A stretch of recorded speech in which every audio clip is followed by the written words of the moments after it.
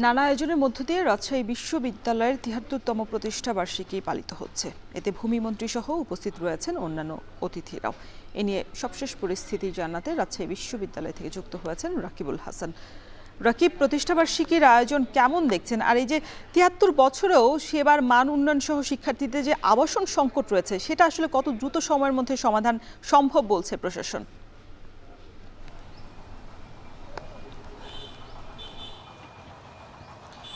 রওশন, এই প্রাচ্যের কেমব্রিজ খ্যাত রাজশাহী বিশ্ববিদ্যালয়ের ৭৩তম প্রতিষ্ঠাবার্ষিকী আজকে সকাল থেকে প্রায় সকাল 10টা থেকে বর্ণাঢ্য আয়োজনের মধ্য দিয়ে আসলে এই দিনটি উদযাপন করছে প্রত্যেক রাবিয়ান।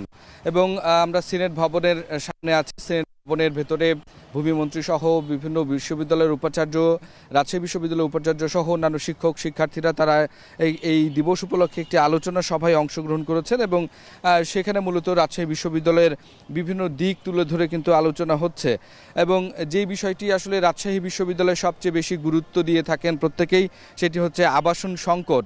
কেননা এখানে প্রায় ৭৩% শিক্ষার্থী কিন্তু আবাসন সংকটে ভোগেন এবং এই ক্ষেত্রে আমরা দেখেছি বেশ কয়েকটি, বিশেষ করে 3টি কিন্তু বহুতল যে আবাসিক ভবন সেগুলো কিন্তু নির্মাণ হচ্ছে। এবং আমরা আজকে ঠিক বর্ণাঢ্য যে শোভাযাত্রা ছিল সেই শোভাযাত্রা শেষে ফরিদুল ইসলাম যিনি উপাচার্য, তিনি তার সাথে কথা বলছিলাম।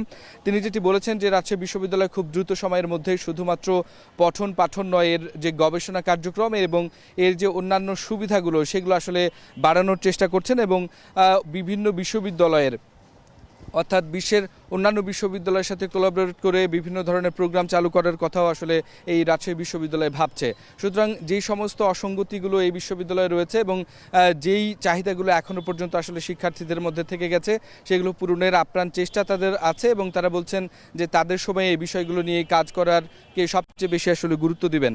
এবং রওশন, একই সাথে বলে রাখি, রাজশাহী বিশ্ববিদ্যালয় মানে বাংলাদেশের ইতিহাসের একটা অংশ এবং বিভিন্ন ধরনের গণতান্ত্রিক আন্দোলনের ক্ষেত্রে আসলে এই বিশ্ববিদ্যালয়ের যে ভূমিকা, এই বিশ্ববিদ্যালয়ের শিক্ষক শিক্ষার্থী সহ কর্মকর্তা কর্মচারীরা আসলে যে ভূমিকাটি রেখে থাকেন সেটিকেও আসলে গুরুত্ব দেওয়া হচ্ছে। এবং সেক্ষেত্রে রাষ্ট্রের বিভিন্ন গুরু দায়িত্ব পালনে এবং রাষ্ট্রের বিভিন্ন সংকটকালীন সময়ে এই বিশ্ববিদ্যালয় সার্বক্ষণিক রাষ্ট্রের কাজে আসবেন বলে এখানকার যারা শিক্ষকরা রয়েছেন তারা তাদের আলোচনায় তুলে নিয়ে আনছেন এবং যে ধরনের সংকটগুলো রয়েছে সেগুলো নিরসনের জন্য আচার্যের সঙ্গে আলাপ করে এটি দ্রুত সময়ের মধ্যে সমাধান করা হবে বলে তারা বলছেন। এবং রাজশাহী বিশ্ববিদ্যালয়ে দ্রুত সময়ের মধ্যেই তাদের যে গবেষণা কার্যক্রম সেটির আসলে মান উন্নয়ন করবেন এবং বিভিন্ন ক্ষেত্রে দেখা যায় যে তাদের যে বাজেট হয়ে থাকে সেই বাজেটে রাজশাহী বিশ্ববিদ্যালয়ের অবকাঠামোগত বেশ কিছু উন্নয়নের প্রয়োজন যেমন রয়েছে এবং একই সাথে রওশন, রাজশাহী বিশ্ববিদ্যালয়ের শিক্ষার যে মান উন্নয়ন, গবেষণার মান উন্নয়ন, সেই বিষয়গুলোকে নিয়েও আসলে এই প্রশাসন আসলে চিন্তা করছেন।